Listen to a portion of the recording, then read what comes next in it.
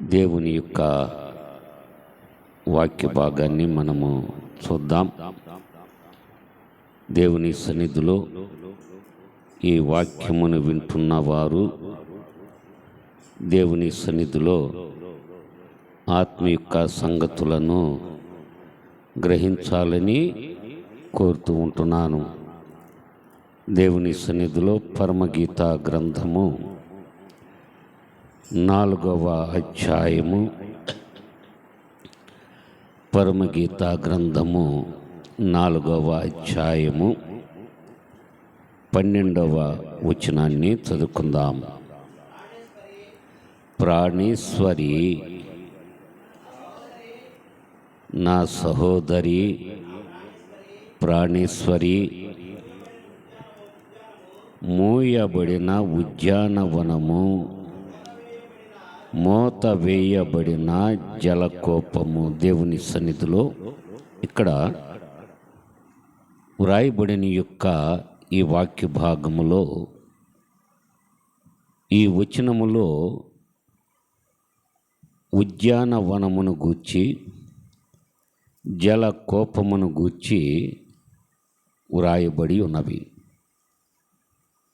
దేవుని సన్నిధిలో దీనిలో ఈ 2 మాటలలో ఒక మాటను మనము చూద్దాం.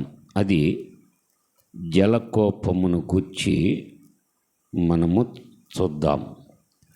దేవుని సన్నిధిలో జలకోపము అనగా అర్థము, అది బావి లేక ఓట,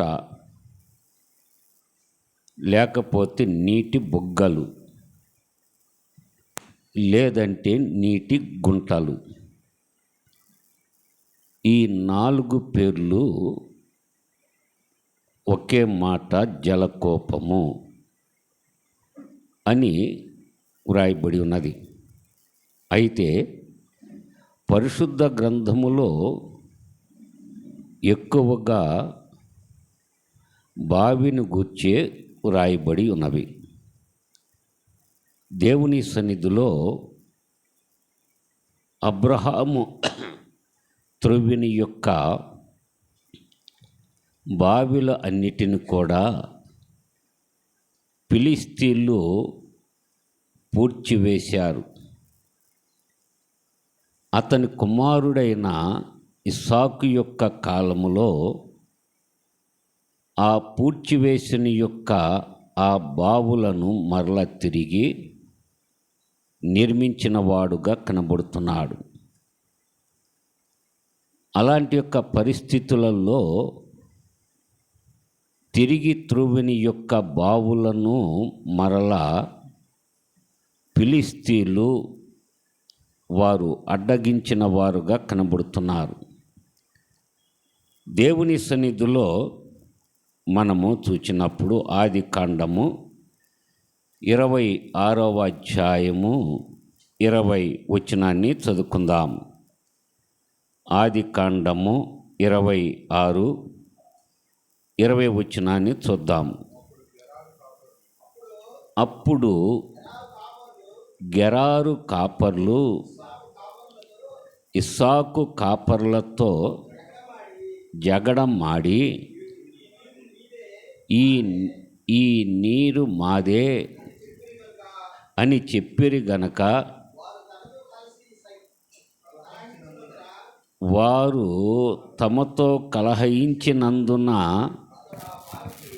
అతడు ఆ బావికి ఏసేకు అని పేరు పెట్టెను. చాలని అక్కడ ఏసేకు దగ్గర మూల భాషలో కింద ఏమిచ్చారంటే జగడమాడు, అంటే గెరారు వారికి, గెరారు యొక్క కాపర్లకి, అలాగే ఇస్సాకు యొక్క కాపర్లకి ఆ బావి దగ్గర జగడము వచ్చినది. మరల ఇంకొక చోట బావి తవ్వితే స్నిత్నా అని పేరు పెట్టారు. అంటే శిత్నా అనగా విరోధము అని అర్థము. మరల దానిని కూడా గెరారు వారు తగాదాలు పెట్టినప్పుడు పడినప్పుడు మరల ఇంకొక ప్రాంతానికి వెళ్ళి బావిని త్రవ్వాడు ఇస్సాకు. ఆ బావికి రెహబోతు అని పేరు పెట్టాడు. రెహబోతు అనగా ఎడమ, అంటే గెరారు వారి కాపర్లకు, ఇస్సాకు యొక్క కాపర్లకు ఎడమ వచ్చినది. దేవుని సన్నిధిలో మరల ఇంకొక బావిని త్రవ్వాడు, షేబా. షేబా అనగా అర్థమేమిటంటే ప్రమాణము. ఎవరెవరికి ప్రమాణము? గెరారు వారికిని కాపర్లకి, ఇస్సాకు యొక్క కాపర్లకి ఎడమగా ఉన్నారు. ఆ తర్వాత బావిని త్రవ్వినప్పుడు అక్కడ ఒడంబడిక చేసుకొని వారు ప్రమాణములు చేసిన వారుగా కనబడుతున్నారు. దేవుని సన్నిధిలో ఇక్కడ మనము ఆలోచన చేసినప్పుడు ఈ బావులు అనబడినవి రెండు సంగతులు కనబడుతున్నవి. ఒకటి ఏమిటంటే మన నోరే బావి. రెండవది నీ హృదయమే ఒక బావి. దేవుని సన్నిధిలో మనుషులు ఎలాంటి వారుగా కనబడుతున్నారంటే జగడమాడువారుగాను, కలహాలు కలిగిన వారుగాను కనబడుతూ ఉంటున్నారు. దేవుని సన్నిధిలో ప్రియమైన వారలారా, మనము చూచినప్పుడు ఐదవది బావి బెర్షెబా. బెర్షెబా అనగా సాక్ష్యార్థమైన బావి. అంటే అబ్రహాము దాసి అనగా శారా యొక్క దాసి హాగరు. హాగరు కుమారుడు కనిన తర్వాత శారాయిని హీనముగా చూచింది. హీనముగా చూచినప్పుడు శారాయి అంది అబ్రహాముతో, దీనిని నా యొద్ద నుండి వెళ్ళగొట్టు అని మాట్లాడినది. మాట్లాడినప్పుడు ఈ హాగరును కొన్ని రొట్టెలను నీళ్ళబుడ్డినిచ్చి హాగరు యొక్క కుమారుడిని ఇచ్చి పంపించేశాడు. వీళ్ళు ప్రయాణమై వెళుతున్నారు, అరణ్య మార్గమునగా వెళుతున్నారు. అది బెయేర్షెబా అనబడిన యొక్క అరణ్య మార్గమునగా బయలుదేరి వెళుతుండగా ఆమె తీసుకుని వెళ్ళిన యొక్క రొట్టెలు అయిపోయినవి, అలాగే నీళ్లు కూడా అయిపోయినవి. దేవుని సన్నిధిలో ఈ బిడ్డ నీళ్లు లేక ఏడుస్తున్నప్పుడు ఆ కేకలని, ఆ బాధని, ఆ వేదనని హాగరు చూడలేక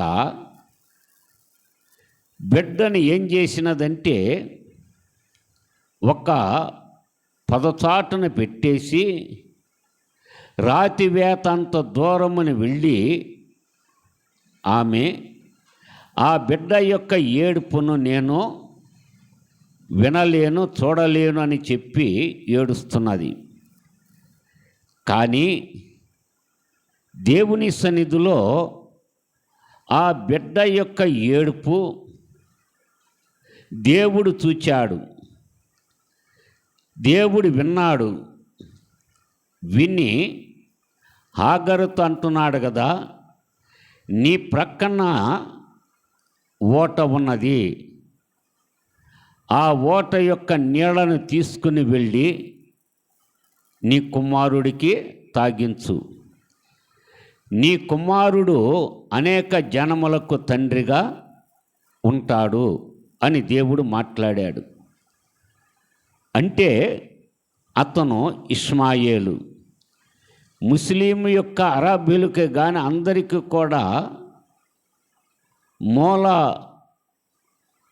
తండ్రిగా అబ్రహాము కనబడుతున్నాడు. కానీ వీరందరూ కూడా అరబ్బీలు కానీ ముస్లిములు కానీ వీళ్ళు ఇస్మాయేలు యొక్క సంతానమై ఉన్నవారు గనక అక్కడ దేవుడు వాగ్దానము చేశాడు గనక హాగరికి దేవుని సన్నిధిలో ఆమెకిను దేవునికి కుదుర్చుకున్న యొక్క నిబంధన సాక్ష్యదమైన బావి.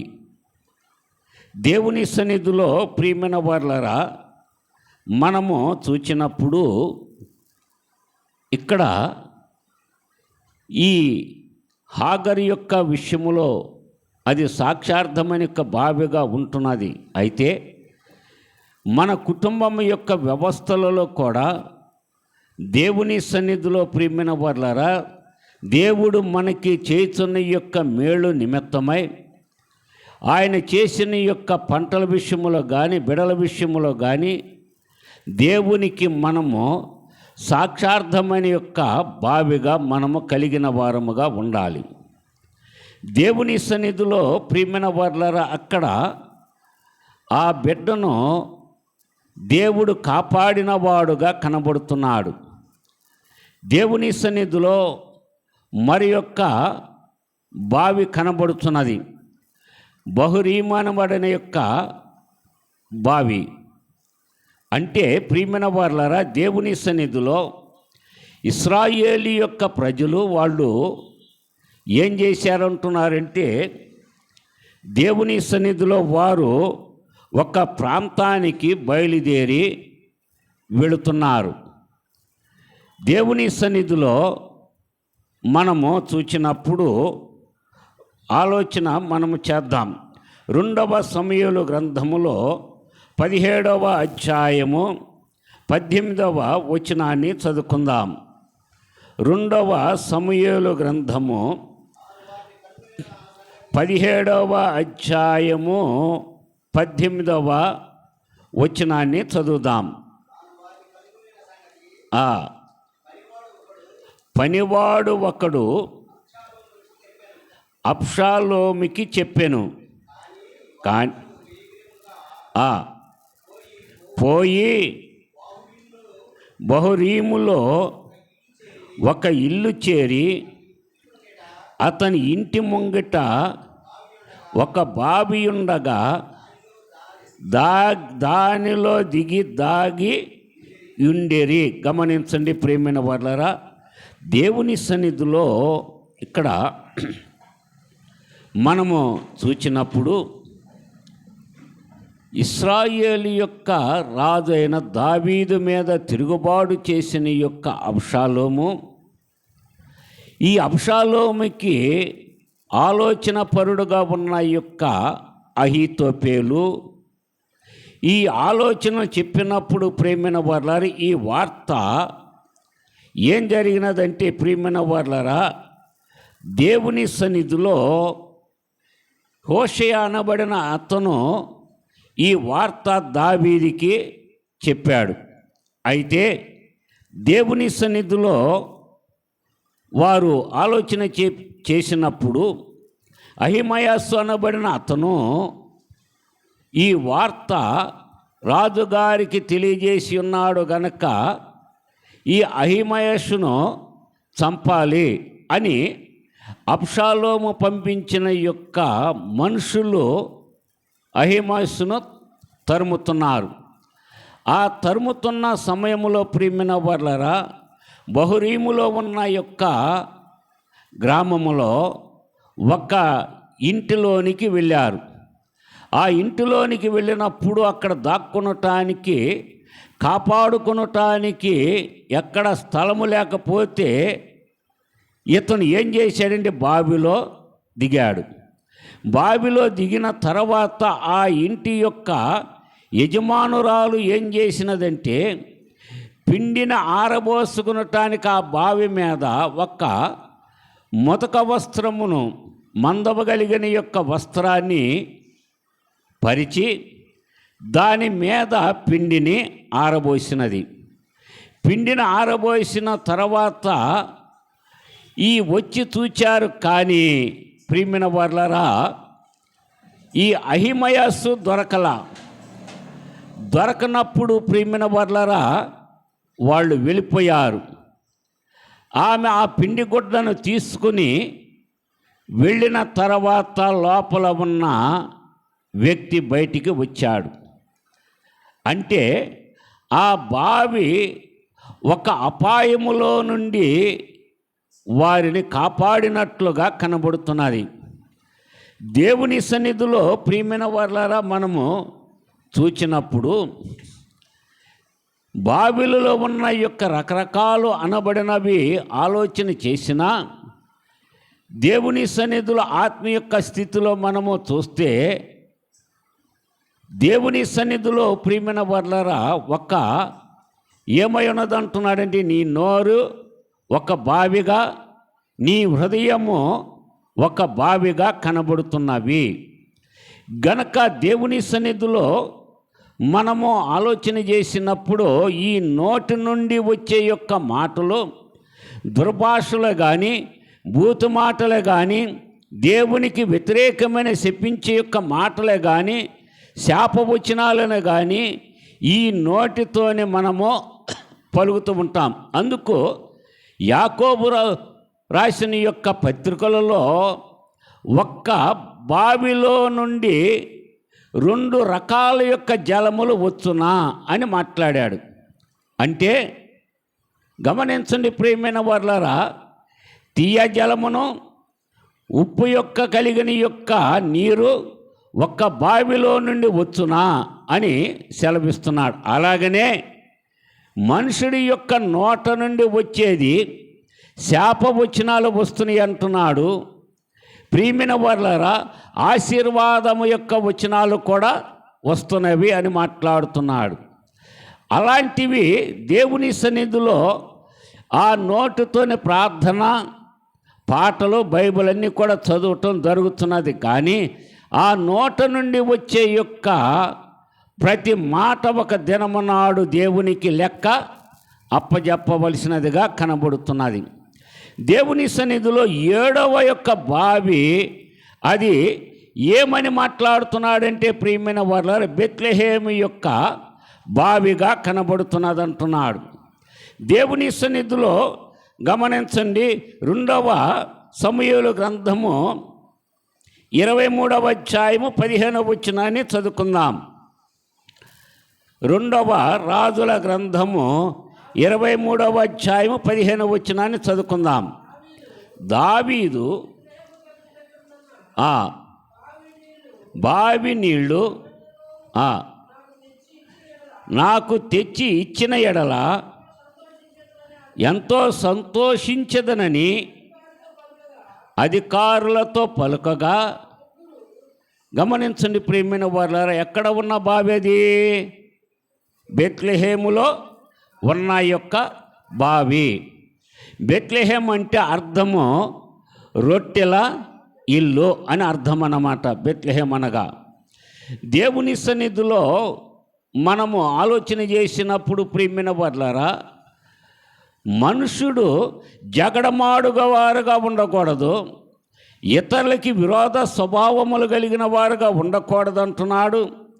దేవుని సన్నిధిలో మనము దేవునికిని మనకిని సంబంధము కలిగిన వారుగా ఉండాలి, కానీ ఎడమగా మనం ఉండకూడదు.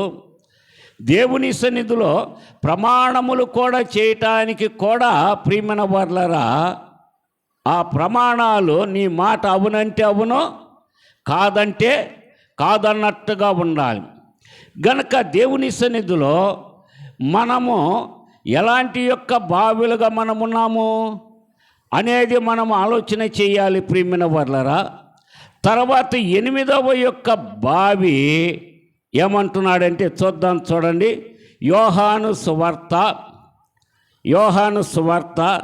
4వ అధ్యాయము 6వ వచనాన్ని చదువుకుందాం. యోహాను సువార్త 4వ అధ్యాయము 6వ వచనాన్ని చదువుదాం. అక్కడ యాకోబు బావి ఉండెను గనక యేసు ప్రయాణము వలన అలసియున్న రీతిని ఆ బావి యొద్ద కూర్చుండెను. అప్పటికి ఇంచుమించు 12 గంటల ఆయను. ప్రియమైన వారలారా, గమనించుదాం. దేవుని సన్నిధిలో ఇక్కడ 8వ యొక్క బావి. ఆ బావి సుకారు అనబడిన బావి.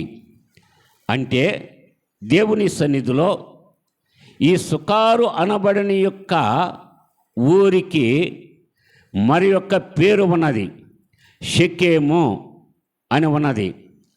ఆ షెకెము అబ్రహాము దేవుడు పిలిచినప్పుడు బయలుదేరి వచ్చినప్పుడు, ప్రియమైన వారలారా, దేవుని సన్నిధిలో అబ్రహాము గారు చేస్తున్న యొక్క మజిలీలో 3వ యొక్క మజిలీ షెకెము. షెకెము అనగా అర్థము భుజము. ఎందుకు భుజము అంటారంటే, ప్రియమైన వారలారా, గెరిజీము అనబడిన యొక్క కొండ, ఏబేలు అనబడిన యొక్క కొండ, ఆ రెండిటి యొక్క మధ్యలో షెకెము ఉన్నది. ఆ షెకెము ఉన్నది గనక దాని 3 విధాలతో కలిగి ఉన్నది, మధ్యలో ఉన్నది గనక షెకెము.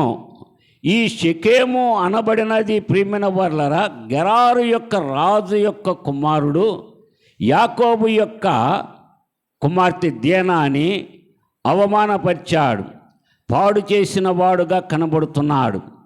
దేవుని సన్నిధిలో ఈ షెకెము అనే యొక్క పేరు కలిగి ఉన్నది, పాత పేరు. ఆ తర్వాత ప్రియమైన వారలారా, దేవుని సన్నిధిలో దానికి ఇప్పుడు ప్రస్తుతానికి నబ్లూస్ అనబడినదిగా కనబడుతున్నది.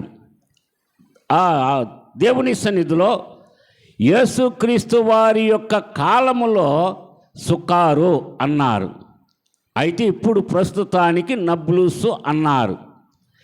ఇప్పుడు దేవుని సన్నిధిలో క్రీస్తు వారు ఆయన శిష్యులు ఎక్కడికి వచ్చారు? ఈ సుకారు అనబడిన యొక్క గ్రామానికి వచ్చారు. ఈ సుకారు అనబడిన యొక్క గ్రామానికి వచ్చినప్పుడు అక్కడ యాకోబు యొక్క బావి ఉంది. ఆ యాకోబు యొక్క బావి దగ్గర ఉన్నప్పుడు శిష్యులతో దేవుడు అన్నారు కదా, మీరు గ్రామములోనికి వెళ్ళి తినటానికి ఏమైనా ఆహారమును తీసుకుని రమ్మని పంపించారు. ప్రియమైన వారలారా, గమనించండి. దేవుని సన్నిధిలో ఇక్కడ మనము ఆలోచన చేసుకుందాం. ఎందుకనంటే దేవుని సన్నిధిలో మొట్టమొదటగా ఆలోచన చేయాలి. కారణం ఏమిటంటే, చాలామంది ఈ 4వ అధ్యాయములో ఉన్న యొక్క చరిత్రలో చాలామంది అంటారు కదా, సమరియా స్త్రీ 5 భర్తలతో కాపురము చేసినది అని ఏదేదో వ్యాఖ్యానము చేస్తూ మాట్లాడుతూ ఉంటారు.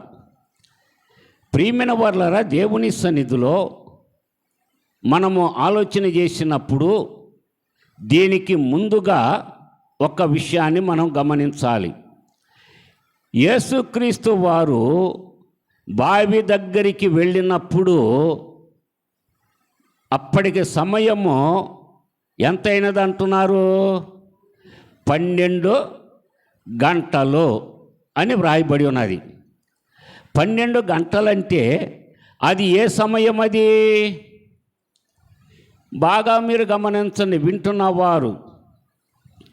12 గంటలంటే ప్రియమైన వారలారా, దేవుని సన్నిధిలో మనము ఆలోచన చేసినప్పుడు ఇక్కడ సేవకులు కూడా, విశ్వాసులు కూడా గమనించవలసిన యొక్క సత్యము, అలాగే ప్రియమైన వారలారా, యూట్యూబ్లో వింటున్న వారు కూడా గమనించవలసిన యొక్క సంగతి కూడా ఆలోచన చేయాలి.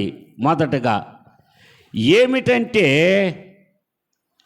అప్పటికి ఇంచుమించు 12 గంటలు అని ఉన్నది, కానీ మధ్యాహ్నము అని వ్రాయబడాల. మధ్యాహ్నమని రాయబడలేదు, అర్ధరాత్రి అని కూడా వ్రాయబడలేదు. మరి సేవకులు 12 గంటలని మాట్లాడుతున్నారు. కారణం ఎక్కడి నుండి, ఎందుకు మాట్లాడుతున్నారు 12 గంటలు అంటే?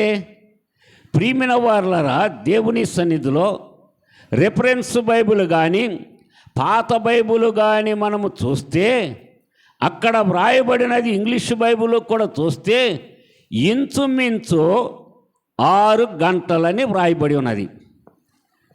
ఇప్పుడు ఆలోచన చేద్దాం, 12 గంటలు కరెక్టా, 6 గంటలు కరెక్టా? దీనిలో ఏది తీసివేయాలి? ఏమని బైబిల్ అంటున్నాడు కదా, ఒక సున్నే కానీ పొల్లే కానీ తీసివేయటానికి నేను రాలేదు అని మాట్లాడుతున్నాడు. గనక 6 గంటలు తీసివేద్దామా, 12 గంటలు తీసివేద్దామా అనేది కూడా ఆలోచన చేయాలి. ప్రియమైన వారలారా, నేను అంటున్నా కదా, 12 గంటలు కరెక్టే, 6 గంటలు కూడా కరెక్టే. ఎందుకనంటే అక్కడ పాత యొక్క బైబిల్లో చూస్తే, ఇంగ్లీష్ బైబిల్లో చూస్తే 6 గంటలు అని వ్రాయబడి ఉన్నది. అంటే ఒకటి, మన భారత కాలమానమును బట్టి సూర్యుడు ఉదయించేది అస్తమించేది 6 గంటలకి. సూర్యుడు అస్తమిస్తాడు, ఉదయిస్తాడు 6 గంటలకి. 12 గంటలు అనబడినది పాలస్తీనా దేశములో సూర్యుడు ఉదయించేది అస్తమించేది 12 గంటలకి. గనక అక్కడ పాలస్తీనా దేశములో ఉన్న యొక్క కాలమానానికి మన ఇండియాలో ఉన్న యొక్క కాలమానానికి సూర్యుడు ఉదయించేది అస్తమించేది గంటలు తేడాలు కనబడుతున్నవి. మొట్టమొదటగా అది మనము గమనించాలి. గనక మధ్యాహ్నం అనకూడదు, అలాగే అర్ధరాత్రి అని కూడా అనకూడదు. దేవుని సన్నిధిలో పాలస్తీనా దేశం యొక్క కాలమానమును బట్టి కానీ, లేకపోతే ప్రియమైన వారలారా మన ఇండియా దేశం యొక్క కాలమానమును బట్టి కానీ చూస్తే, స్త్రీలందరూ కూడా నీళ్ళకి వెళ్ళేది ఉదయకాలమున కానీ సాయంకాల వేళ టైములో కానీ నీళ్లకు వెళతారు. అది మొట్టమొదటగా మనము గమనించాలి. సేవకులు విశ్వాసులైన వారు కూడా మొట్టమొదటగా దానిని గ్రహించాలి. అయితే ఆ బావి దగ్గరికి సమరయ స్త్రీ వచ్చినప్పుడు క్రీస్తు వారు అన్నారు, అమ్మా దాహం అవుతున్నది, కొద్దిగా మంచినీళ్ళు పోస్తావా అని ఆమెను అడిగారు. అడిగినప్పుడు ప్రియమైన వారలారా, ఈమె అంటున్నది కదా, యూదుడవైన నీవు సమరయ స్త్రీనైన నన్ను దాహమునికిమ్మని ఎలాగు నీవు అడుగుతున్నావు అని అడిగింది. అంటే యూదులకి సమరయులకి సాంగత్యము లేదు, పొత్తు లేదు. గనక నీవు యూదుడవు, సమరయ స్త్రీని నేను, గనక నన్ను మంచినీళ్ళు ఇమ్మంటున్నావు ఎట్లాగో అని మాట్లాడినది. అయితే ప్రియమైన వారులను ఇక్కడ గమనించవలసిన యొక్క సంగతి ఏమిటంటే, సమరయులు వీళ్ళు ఎట్లా మారారు అనేది మనము తెలుసుకోవాలి. తెలుసుకోవాలంటే ఏమై ఉన్నది, దేవుని సన్నిధిలో మనము గమనించినప్పుడు ప్రియమైన వారలారా, సమరయులు అనబడినది ఎట్లా వచ్చారంటే, రాజుల యొక్క గ్రంథాలను మనం తిరగేయాలి. రాజుల యొక్క గ్రంథాలను మనం తిరగవేయాలంటే కొంత చరిత్ర మనకి కావాలి. అంటే యాకోబుకి పుట్టిన యొక్క కుమారులు 12 మంది. ఆ 12 మంది కుమారులు న్యాయాధిపతులు పరిపాలన చేశారు. న్యాయాధిపతుల తర్వాత రాజు కావాలన్నప్పుడు సౌలు మొదటి రాజు, దావీదు రెండవ వ్యక్తి, ఆ తర్వాత మూడవది సొలొమోను, గమనించండి, నాలుగవది రెహబాము. ఆ రెహబాము యొక్క కాలములో యాకోబుకు పుట్టిన యొక్క 12 మంది కుమారులు ఏమై ఉన్నారంటున్నారంటే చీలిపోయారు. 12 గోత్రాలు చీలిపోయారు. ఆ 12 గోత్రాలలో యోధా గోత్రము, బెన్యామీను గోత్రము రెహబాము దగ్గర ఉన్నారు. మిగిలిన 10 గోత్రాల వారు ప్రియమైన వర్లరా, వాళ్ళందరూ కూడా యరొబాము, నెబాతు కుమారుడైన యరొబాముని రాజుగా ఏర్పాటు చేసుకున్న వారుగా కనబడుతున్నారు. దేవుని సన్నిధిలో మనము చూద్దాం. మొదటి రాజుల గ్రంథమును ఆధారాలు మనం చూద్దాం.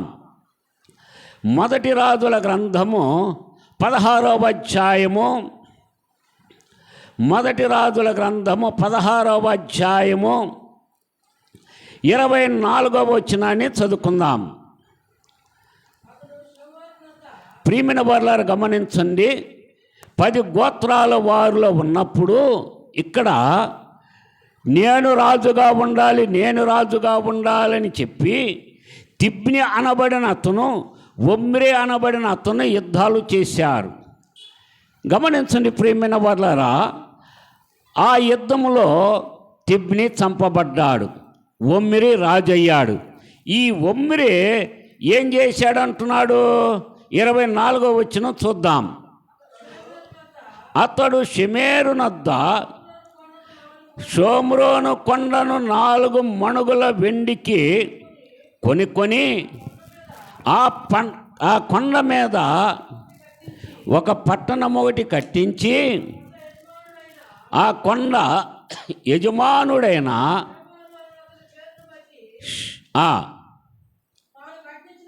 తాను కట్టించిన పట్టణమునకు షోమ్రోన్ అని పేరు పెట్టెను. ప్రియమైన వారులారా గమనించండి, వినాలి. దేవుని సన్నిధిలో ఇక్కడ ఒమ్రీ ఏం చేశాడంటున్నాడంటే, ఇతను షెమెరు నద్ద ఒక కొండను కొన్నాడు. ఆ కొండను కొని ఆ కొండ యొక్క యజమానుడి యొక్క పేరును బట్టి ఏం చేశాడంటే షోమ్రోన్ అని పేరు పెట్టాడు. షోమ్రోను దగ్గర 1వ అంకి వేసి కింద భాగములో ఏమని ఇచ్చారంటున్నారంటే సమరయ అన్నారు. ప్రియమైన వర్లారా మీరు గమనించండి, ఈ దినాల్లో చాలామంది సేవకులు వస్తున్నారు, కానీ పరిశుద్ధ గ్రంథములో ఉన్న యొక్క మాటలు ఆ గ్రంథమును చదవలేకుండా, వాటిని అర్థము చేసుకోలేకుండా సమరయ స్త్రీ 5 భర్తలతో ఆమె వ్యభిచారము చేసింది అని మాట్లాడుతూ ఉంటున్నారు. అయితే ఈమె ఏ వ్యభిచారము చేసింది? పరిశుద్ధ గ్రంథములో వ్యభిచారములు 3 ఉన్నాయి. ఆ 3 వ్యభిచారములలో ఒకటి శరీరముతో జరిగించేది శారీరకమైన వ్యభిచారము, అది మొదటిది. రెండవది ప్రియమైన వర్లారా, ఒక స్త్రీనే కానీ ఒక పురుషుడును కానీ మోహపు చూపు చూచిన ప్రతివాడు అతనితో వ్యభిచరించునని క్రీస్తు వారు మాట్లాడారు. అది మనోవ్యభిచారము అన్నారు. మూడవది సృష్టికర్తను వదిలిపెట్టి సృష్టికి పూజించినది, అది ఆత్మ వ్యభిచారము.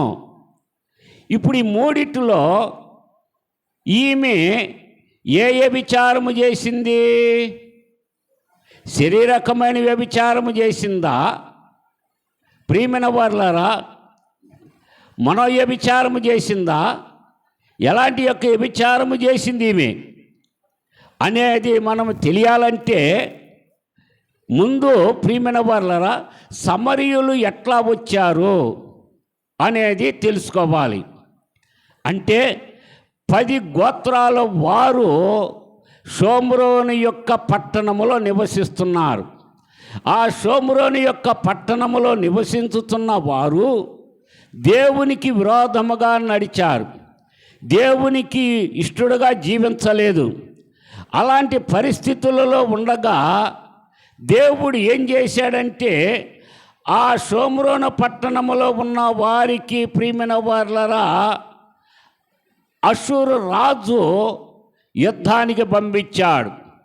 2వ రాజుల గ్రంథములో 17వ అధ్యాయము, 2వ రాజుల గ్రంథము 17వ అధ్యాయము 24వ వచనాన్ని చదువుకుందాం. 2వ రాజుల గ్రంథము 17వ అధ్యాయము 24వ వచనాన్ని చదువుదాం.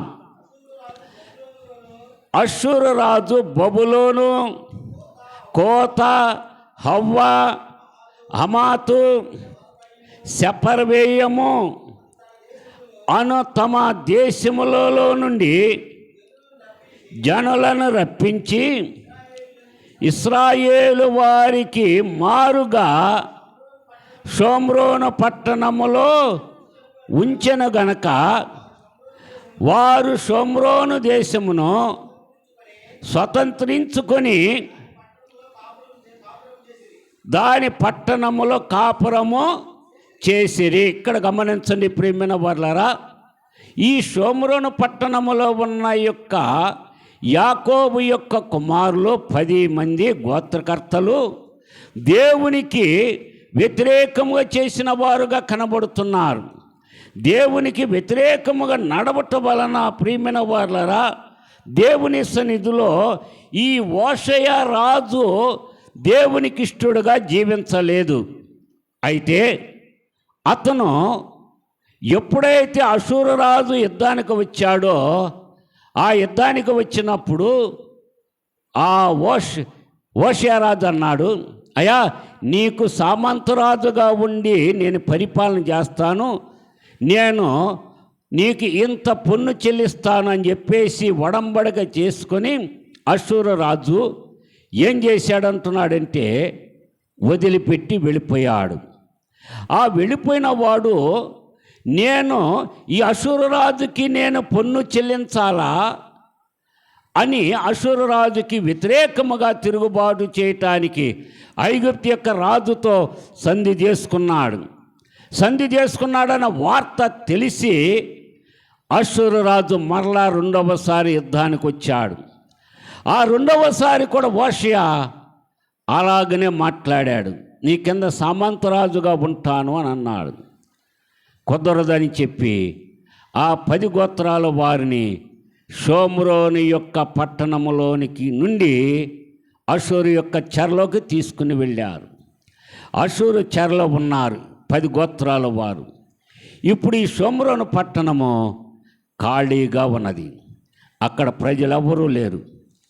అప్పుడు అష్షూరు రాజు ఏం చేశాడంటే బబులోను నుండి, కోత నుండి, హవ్వా నుండి, హమాతు నుండి, సెపర్వేయము ఈ 5 జాతుల వారిని తీసుకుని షోమ్రోను యొక్క పట్టణములో ఉంచారు.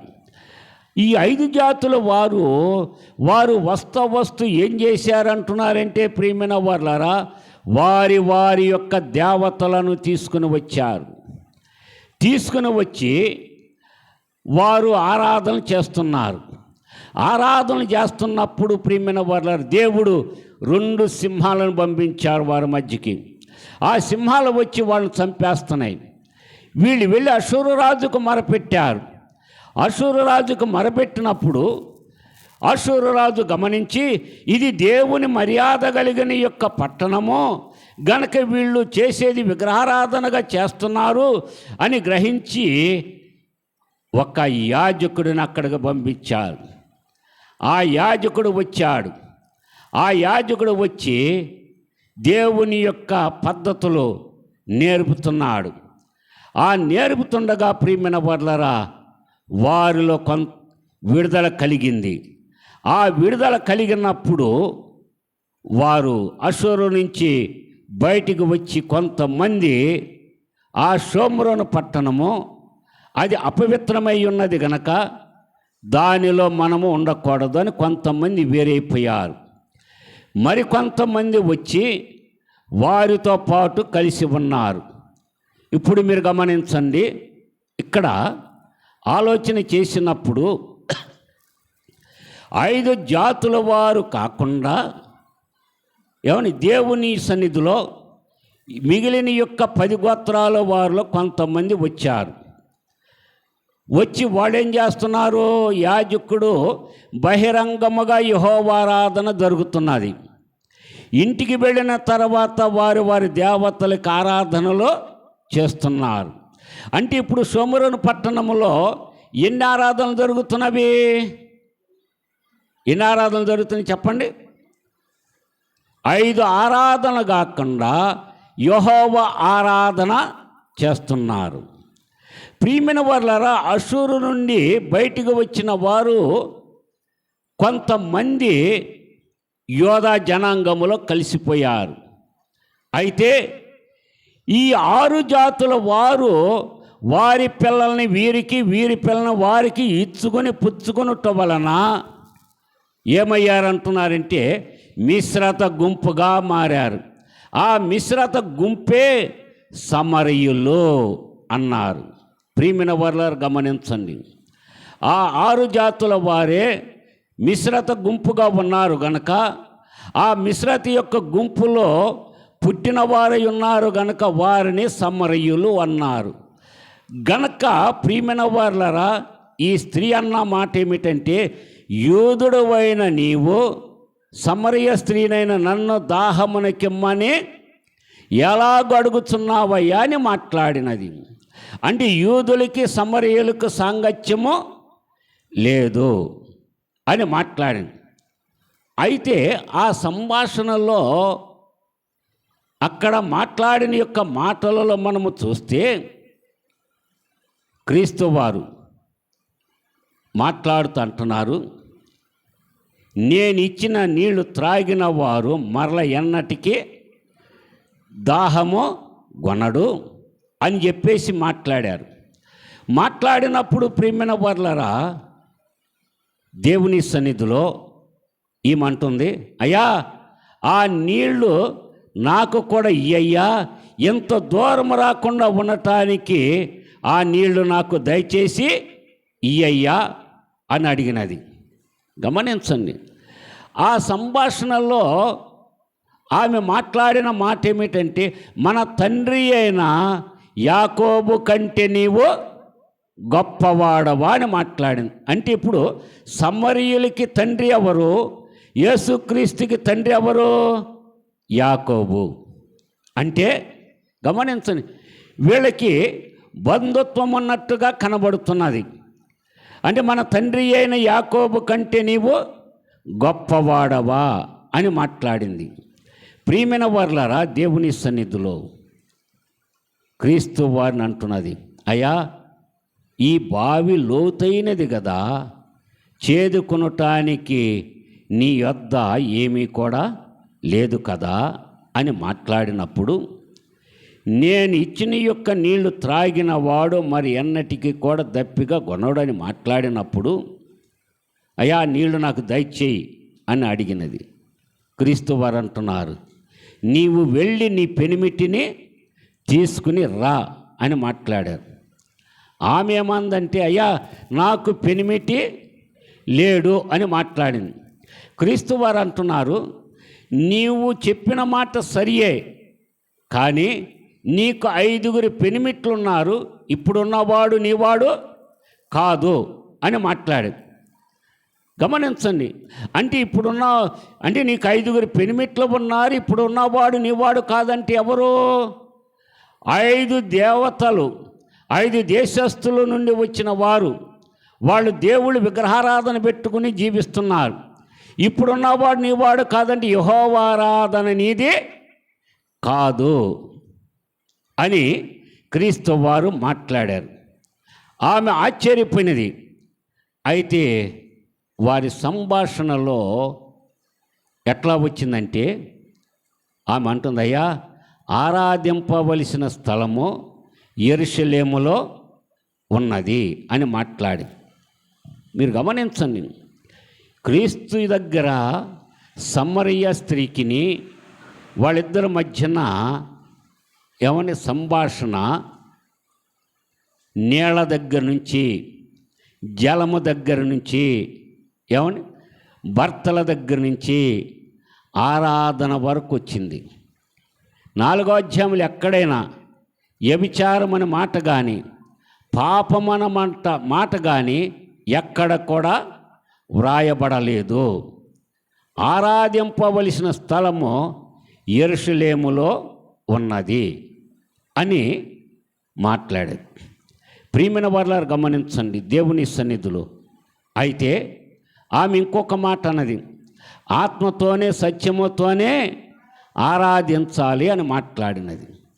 ఆ మాట మాట్లాడినప్పుడు ప్రియమైన వారలారా దేవుని సన్నిధిలో ఆమె మాట్లాడిన యొక్క మాటలలో, క్రీస్తు వారు పలికిన యొక్క మాటలలో ఈ సమరయ స్త్రీ అంటున్నది కదా, మెస్సయ్య వచ్చినప్పుడు మాకంతా కూడా తెలుసును అని మాట్లాడింది. అంటే మెస్సయ్య ఎవరు మాట్లాడారు? దానియేలు భక్తుడు మాట్లాడాడు, ప్రవక్త మాట్లాడాడు. ఆ దానియేలు యొక్క ప్రవచనాన్ని ఎత్తి ఈ సమరయ స్త్రీ మాట్లాడినది. ప్రియమైన వారలారా ఆ మెస్సయ్య వచ్చినప్పుడు మాకు అంతా తెలుసు అని మాట్లాడింది. అప్పుడు క్రీస్తు వారు అన్నారు కదా, ఆ మెస్సయ్య ఎవరో కాదు నేనే అని చెప్పేసి మాట్లాడారు. ఎప్పుడైతే ప్రియమైన వారలారా ఆమెతో నేనే మెస్సయ్యనేని ఎప్పుడైతే మాట్లాడారో అప్పుడు ఈ స్త్రీ ఏం చేసిందంటే ఆయన మాటలన్నీ విన్నది. విని అక్కడ బావి దగ్గర కొండను వదిలిపెట్టి ఊరిలోనికి వెళ్ళింది.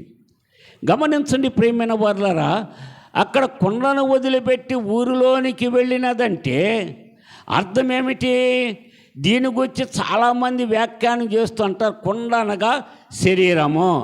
ఆమె శరీరము యొక్క వ్యభిచారము చేసినది, పాపము చేసినది అని మాట్లాడుతూ ఉంటారు. గమనించండి, ఆ కొండ ఏమిటంటే ఇర్మియా గ్రంథములో మనము చూద్దాం.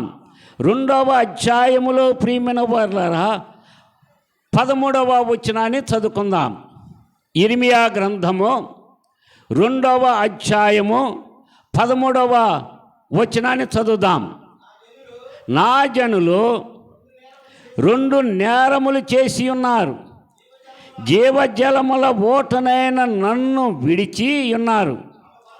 తమ కొరకు తొట్లను అనగా బ్రద్దలై నీళ్లు నిలవని తొట్లను తొలిపించుకొని ఉన్నారు. ఎవరు వాళ్ళు? ఇశ్రాయేలు యొక్క జనాంగము 2 నేరాలు చేశారు. ఏమిటా 2 నేరాలు? జీవజలముల యొక్క ఓట అయిన దేవునిని వదిలి తమ కొరకు నీళ్లు నిలవని యొక్క తొట్లను తొలిపించుకున్నారంటే విగ్రహారాధన ప్రారంభించారు. అనగా బయలుదేవతికి వారు పూజించిన వారుగా కనబడుతున్నారు.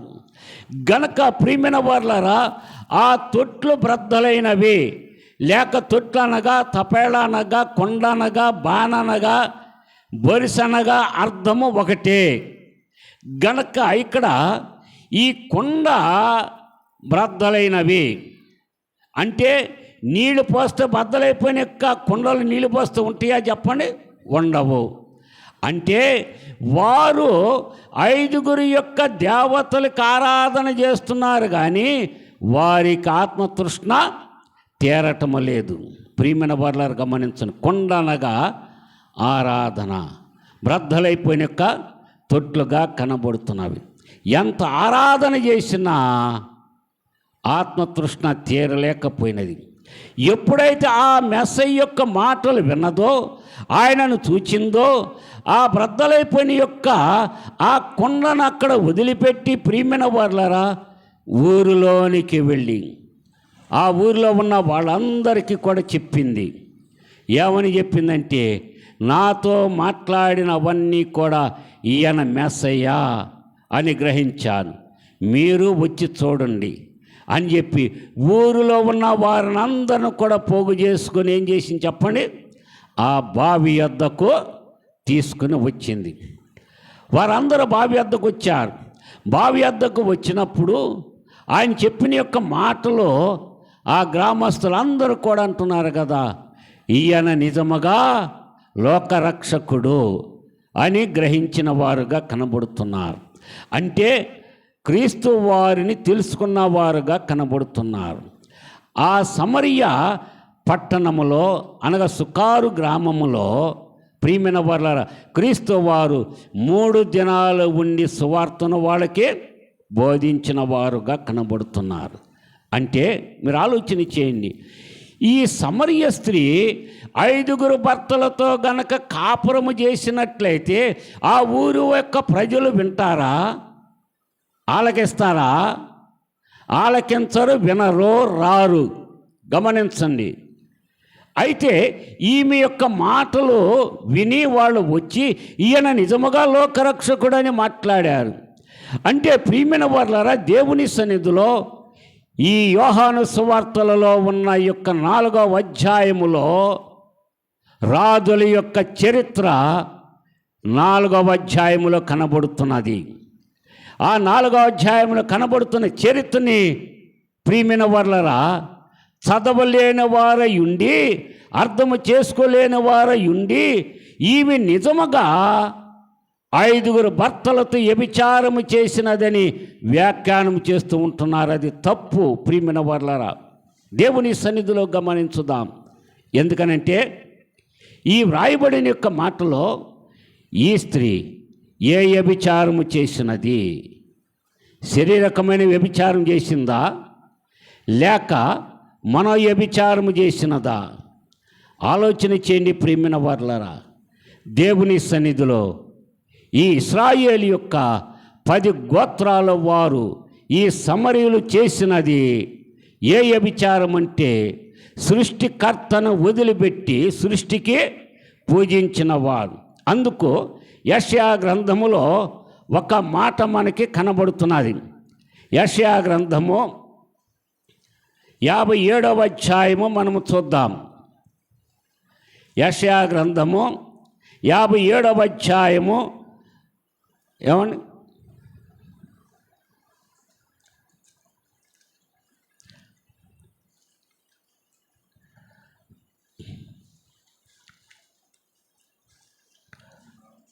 యాభై నాలుగు 5వ వచనం చూద్దాం. చూడండి. నిన్ను సృష్టించిన వాడు నీకు భర్తయ్యై ఉన్నాడు. అంటే గమనించండి, నిన్ను సృజించిన వాడు నీకేమై ఉన్నాడు? భర్త ఉన్నాడు. మనం సృజించినది ఎవరు? సృష్టికర్త అయిన దేవుడు. అయితే ఆ దేవుడిని వీళ్ళు ఏం చేశారు? ఓషియా గ్రంథం మనం చూద్దాం. ఓషియా గ్రంథము దానియేలు తర్వాత ఉంటుంది. 2వ అధ్యాయములో ప్రియమైన వారలారా అక్కడ వ్రాస్తున్న యొక్క మాటను మనము చూద్దాం. 16వ వచనాన్ని చదువుకుందాం. ఓషియా గ్రంథము 2వ అధ్యాయము 16వ వచనం చదువుదాం.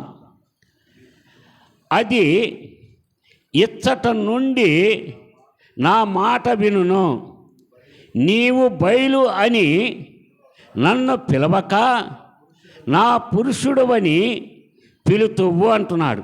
అంటే బయలు అంటే యజమానుడు, పురుషుడంటే భర్త. గమనించండి ప్రియమైన వారలారా, దేవుని సన్నిధిలో గౌరవముగా శారాయి ఏమందంటే నా యజమానుడు అనంది. అంటే యజమానుడంటే ఇప్పుడు మన వాళ్ళు ఎవరైనా హిందువులు వచ్చి అడుగుతారు కదా, ఏమంటారు? అమ్మా ఆయన ఉన్నాడా అని అంటారు. ఆయన అంటే ఎవరు చెప్పండి? ఆయన అంటే ఎవరు? ఆయన అంటే భర్త అన్నమాట. ఏమని గమనించండి. దేవుని సన్నిధిలో నిన్ను సృజించిన వాడు నీకేమై ఉన్నాడు అంటున్నాడు చెప్పండి? భర్త అయి ఉన్నాడు. గనక ఆ సృష్టికర్తను వదిలిపెట్టి ఈ ఇశ్రాయేలు యొక్క 12 గోత్రాలలో 10 గోత్రాల వారు ఏం చేశారంటున్నారంటే వారు మిశ్రత గుంపు కలిగి వారు విగ్రహారాధన చేయటం ప్రారంభించారు. ఆ విగ్రహారాధన చేయటం ప్రారంభించినప్పుడు ప్రియమైన వారలారా దేవుని యొక్క కోపమును రగులుకున్నది. దేవునికి వ్యతిరేకముగా ప్రవర్తించిన వారుగా కనబడుతున్నారు. దేవుని సన్నిధిలో ఈ సమరయ స్త్రీ ఏం చేసినది అంటున్నాడంటే, ఆమె ఆత్మ వ్యభిచారము చేసినది, అంటే విగ్రహారాధన చేసినది. అలాగనే ప్రియమైన వర్లారా గమనించండి, దేవుని సన్నిధిలో సేవకులే కానీ విశ్వాసులే కానీ ఎవరైనాను సరే, ఈ సమరయ స్త్రీ ఆమె ఏం చేసినది అంటున్నాడంటే, గ్రామములో ఉన్న వారందరిని కూడా బావి యొద్దకు, క్రీస్తు యొద్దకు తీసుకుని వచ్చినది. అంటే మారు మనసు పొంది బాప్తిసం పొంది ప్రియమైన వర్లారా బల్లారాధన పాలు పంపులు పొందుతూ ఎంతకాలము నుంచి జీవిస్తున్నారో అలాంటి జీవితములు కలిగిన వారు ప్రియమైన వర్లారా సేవకులు అవనండి, విశ్వాసులు అవనండి, ఆత్మల యొక్క భారము గనక లేకపోతే వారు దేవుని దృష్టిలో ఆత్మ వ్యభిచారము చేసినట్లే. ఆత్మల యొక్క భారము గనక లేకపోతే అది ఆత్మ వ్యభిచారము చేసిన వారుగా కనబడుతున్నారు. ప్రియమైన వర్లారా, ఈ సమరయ స్త్రీ ఆమె గ్రామములో ఉన్న వారందరిని కూడా, చిన్నలు కానీ పెద్దలను కానీ పురుషులే కానీ స్త్రీలను కానీ అందరిని కూడా ఆ క్రీస్తు యొద్దకు తీసుకుని వచ్చినది. గమనించండి ప్రియమైన వర్లారా, నీవు బాప్తిసం పొందావు, బాగానున్నది, బలారాన్ని తీసుకుంటున్నావు, బాగానున్నది. ఎంతకాలమైంది? ఎన్ని సంవత్సరాలైనది? 5, 10, 20 లేక 25 సంవత్సరాల, 30 సంవత్సరాల? అలాంటి పరిస్థితుల్లో ప్రియమైన వర్లారా, నీ కుటుంబంలో నీ బిడ్డలను మార్చుకున్నావా? నీ కుటుంబంలో బిడ్డలు మార్చి, భర్తలను మార్చి దేవుని వైపుకి తిప్పగలిగిన వారుగా ఉన్నారా? దేవుని వద్దకు తీసుకొని వచ్చిన వారుగా ఉన్నారా? ఆలోచన చేయండి ప్రియమైన వర్లారా. అలాగుని ఎవరైతే తీసుకుని రాలేని వారుగా ఉంటున్నారో వారు దేవుని దృష్టిలో ఆత్మ వ్యభిచారము చేసిన వారుగా కనబడుతున్నారు.